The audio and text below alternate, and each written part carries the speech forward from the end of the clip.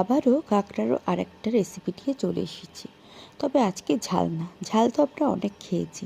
আজকে নতুন ধরনের একটা কাঁকড়ার রেসিপি দেখাবো, যেটা আপনাদেরও ভীষণ পছন্দ হবে। আমি মানুষই চলে এসেছি আবারও একটা নতুন ভিডিও নিয়ে এবং সাথে মাকে নিয়ে। তো মা আর বাবা বাড়ি গিয়েছিল, এই কাঁকড়াগুলো সব এনেছে বাড়ি থেকে।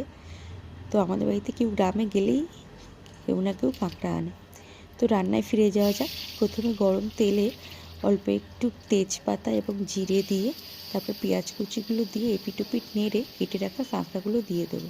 তারপর পরিমাণ মতো হলুদ, লঙ্কা গুঁড়ো দিয়ে কেটে রাখা টমেটো এবং কাঁচা লঙ্কাগুলো দিয়ে দেবো। দিয়ে ভালো করে নেড়ে ভেজে নিয়ে বাকি কেটে রাখা কাঁকড়াগুলো দিয়ে দেবো।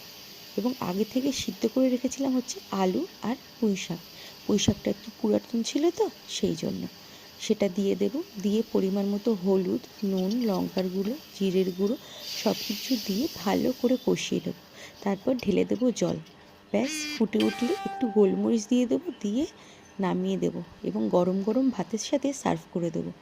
জাস্ট ফাটাফাটি লাগে পুঁই শাক দিয়ে এইভাবে কাঁকড়া করলে। তোমরাও খেয়ে দেখতে পারো, জানিও কেমন হয়েছে। পেজটিকে কিন্তু লাইক, কমেন্টস এবং সাবস্ক্রাইব করতে ভুলো না। দেখা হচ্ছে তাহলে তোমাদের সাথে নেক্সট ভিডিওতে।